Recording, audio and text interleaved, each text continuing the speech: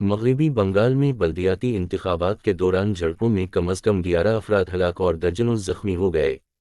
اطلاعات کے مطابق مرنے والوں میں سے تقریباً 7 کا تعلق ریاست کی حکمراں جماعت ترنمول کانگریس پارٹی سے تھا، جبکہ دیگر بھارتیہ جنتا پارٹی اور مغربی بنگال کی کمیونسٹ پارٹی آف انڈیا کے کارکن تھے۔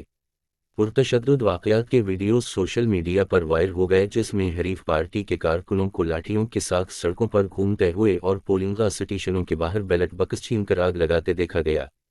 وہیں ریاست بھر میں سیکیورٹی سخت کر دی گئی اور نظم و نسق برقرار رکھنے کے لیے نیم فوجی دستے بھی تعینات تھے۔ ایک اور اطلاع میں ہلاکتوں کی تعداد میں مزید اضافہ کا خدشہ ظاہر کیا گیا۔ ووٹرز اس وقت 10 کروڑ 4 لاکھ نفوس پر مشتمل ریاست میں بلدیاتی رہنماؤں کو منتخب کرنے کے لیے اپنا حق رائے دہی استعمال کر رہے ہیں۔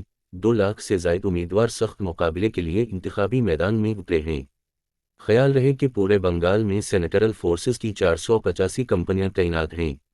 ان کمپنیوں کے 65,000 جوانوں کو تشدد کو روکنے کے لیے جگہ جگہ تعینات کیا گیا ہے۔ انتخابات سے ایک دن قبل بھی مغربی بنگال پولیس نے مختلف مقامات پر تلاشی مہم چلائی تھی۔ مغربی بنگال میں پنچایتی انتخابات کی تاریخوں کا اعلان ہونے کے دن سے کم از کم 21 افراد کو قتل کیا جا چکا ہے۔